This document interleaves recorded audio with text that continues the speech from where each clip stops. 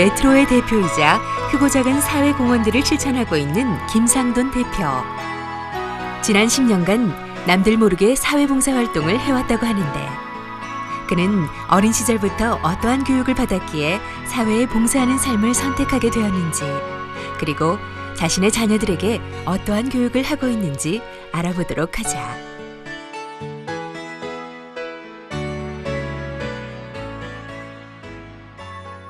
오늘 이 시간에는 서울메트로의 김상돈 대표님과 함께 즐거운 시간을 가져보도록 하겠습니다. 대표님 안녕하세요. 네, 안녕하세요. 반갑습니다. 네, 대표님 만나뵈니까 인상이 너무나 좋으셔서 그렇습니까?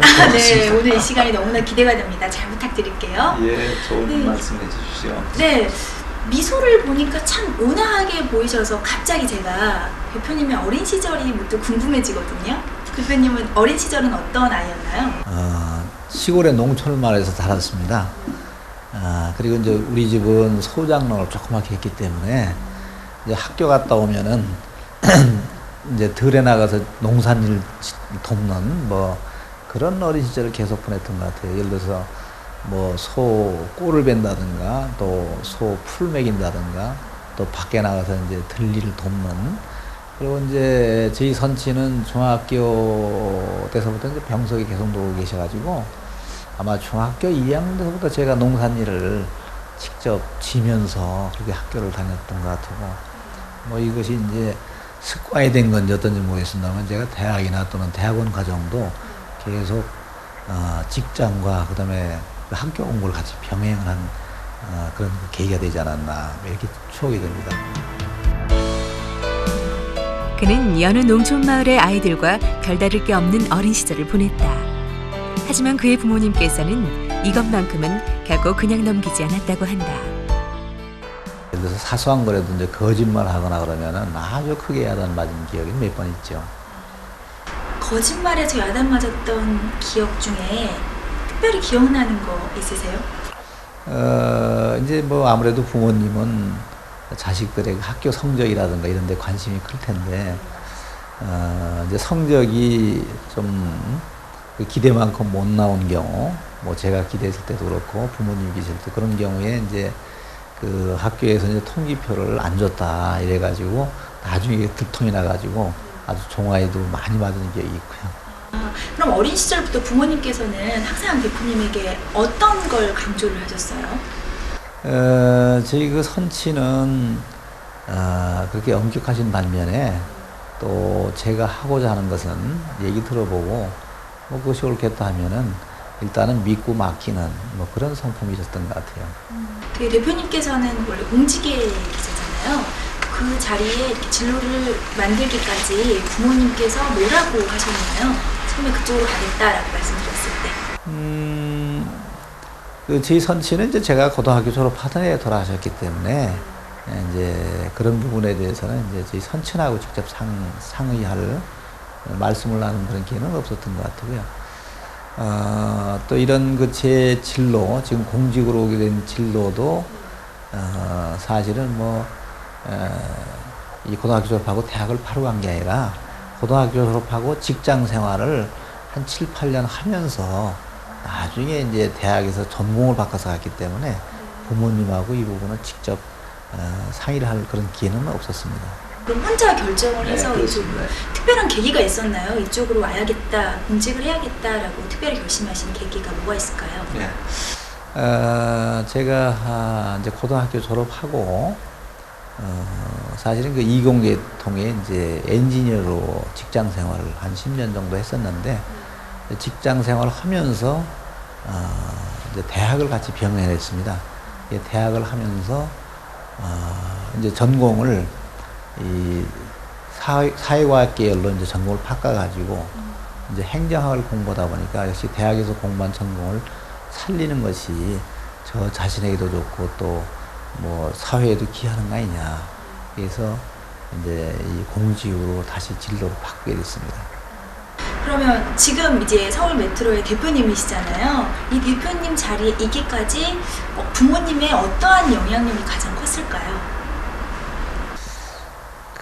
저희 부모님은 뭐 저한테 참 일상생활이라든가 이런 데는 엄격했지만 또 어떠한 그 자식의 진로 문제라든지 뭘 하고 싶다, 무엇이 되고 싶다 이런 부분에 대해서는 제가 판단하고 또 결정하는데 굉장히 존경을 해주시고 또 그걸 믿어주셨던 것 같아요.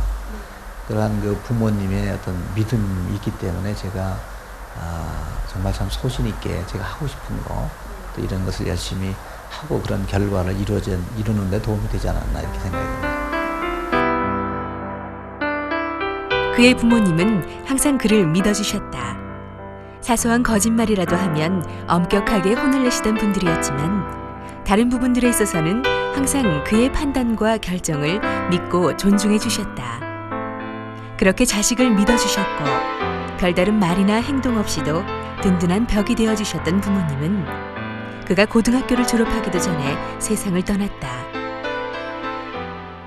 하지만 그는 늘 그를 믿고 존중해주는 부모님의 믿음을 가슴 깊이 새긴 채 살아왔기에 자신이 하고자 하는 일, 사회에 봉사하고 헌신하는 이 자리에까지 올 수 있었다고 말한다.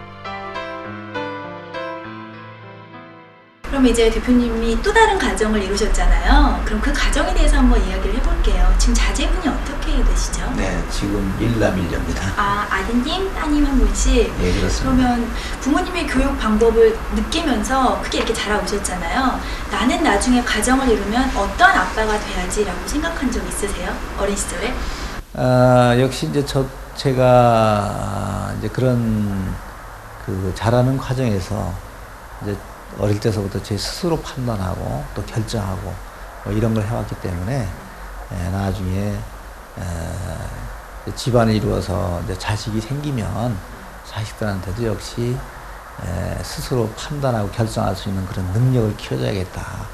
다만 이제 자식들이 생각이 부족한 부분은 역시 부모가 그거만큼은 좀 도와주는 게 좋겠다. 뭐 이런 생각을 했었죠. 지금 그 자제분들은 대표님에게 어떠한 아이들인가요? 역시 뭐 본인들이 공부라든지 또는 학교 생활 또 뭐 친구들 만나고 하는 것도 뭐 자기들 스스로 판단하고 또 뭐 어떤 어려운 점이 있거나 할 때는 물론 이제 상의는 하긴 합니다만은 이제 대부분은 어떤 자율적으로 자기 책임을 가지고 결정하고 또 행동하는 뭐 그런 스타일이라고 볼 수가 있죠. 그의 부모님 가르침에 따라 그 또한 아이들의 판단과 결정을 믿는 아버지가 되고 싶었다. 그렇기에 늘 자유롭게 결정하도록 하고 어려운 점을 상의하면 기꺼이 도왔다. 하지만 그의 아이들에게도 사춘기 시절 방황이 찾아왔다.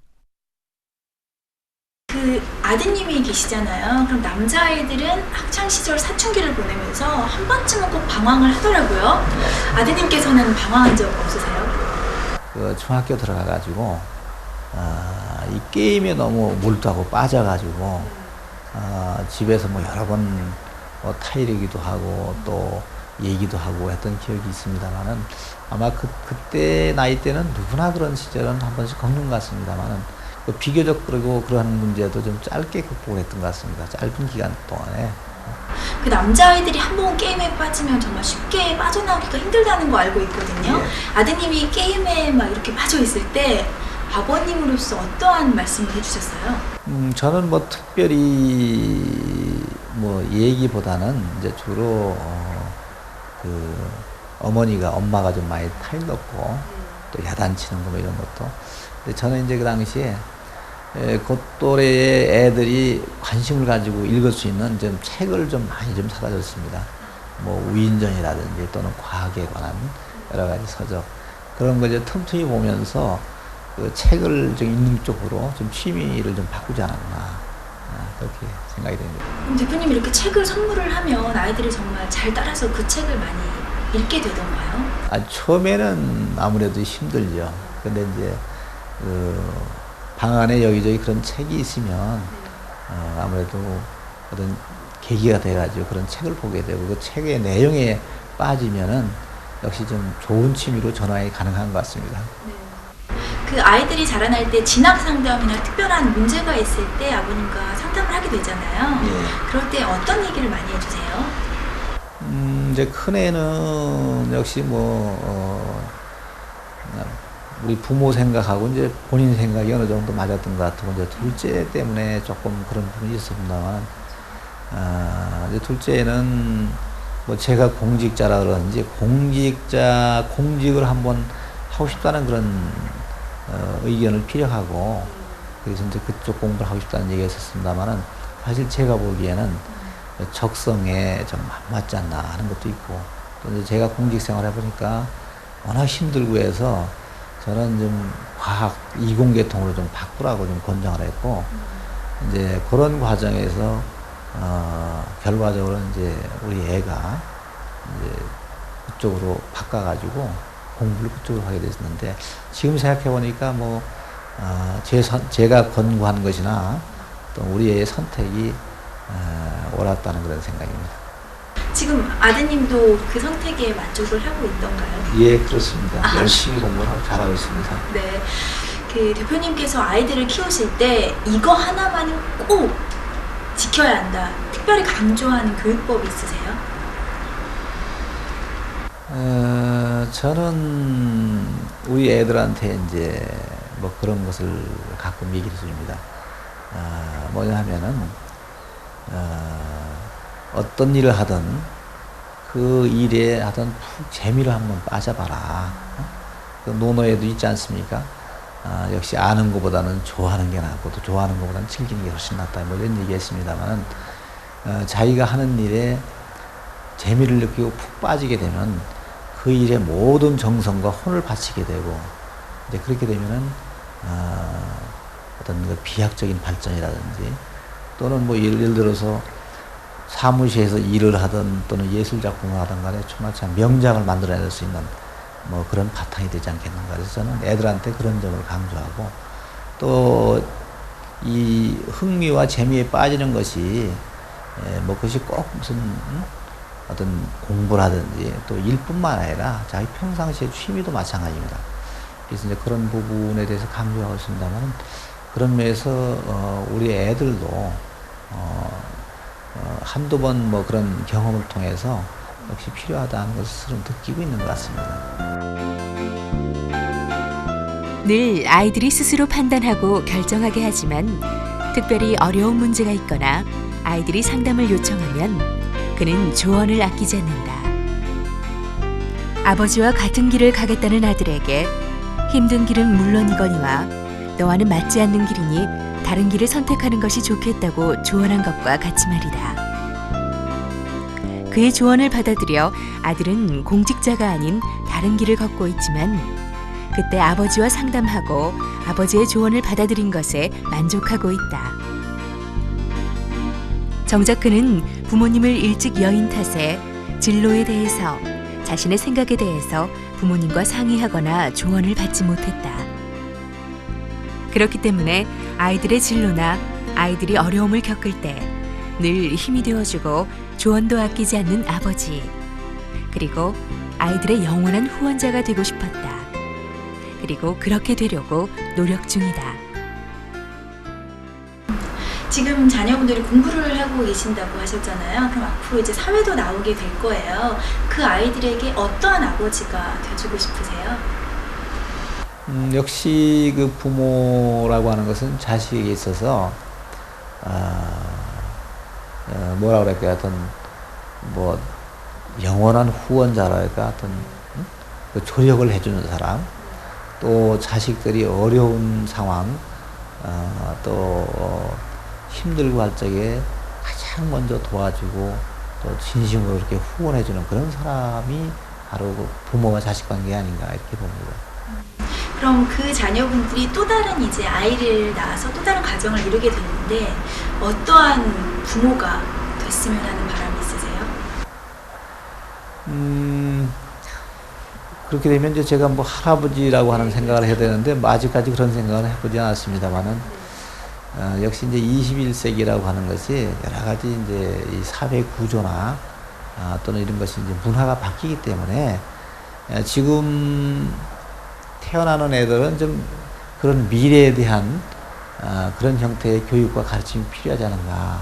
그 중에서 가장 필요한 것이 저는 창조라고 보는데, 창의라고 보는데, 이런 앞으로 그 사회의 어떤 변화, 이런 데에 하나의 그 어떤 개인의 어떤 경쟁력 측면에서 본다면, 이제는 이제 과거와 같은 그런 뭐 주입식 만들어지는 이런 것이 아니라 스스로 생각하고 또 창의를 하게 하는 창의력을 키우는 그런 노력들, 또 이 자식이 됐든 손자가 됐든 간에 부모로서 그렇게 해주는, 그래서 도움을 주는 그런 것이 필요하지 않을까 이렇게 봅니다.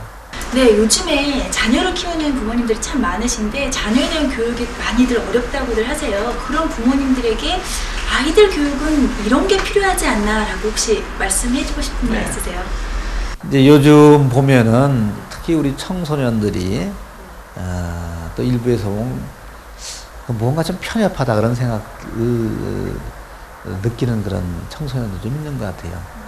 그래서 이제 저는 우리 애들한테 좀 세상을 넓게 봐라, 또 균형 감각을 가져라, 이제 이런 측면에 좀 초점을 두고 좀 교육을 하고 있습니다만은, 이제 그렇게 되기 위해서는 이제 저는 세 가지를 강조합니다. 책을 많이 읽어라.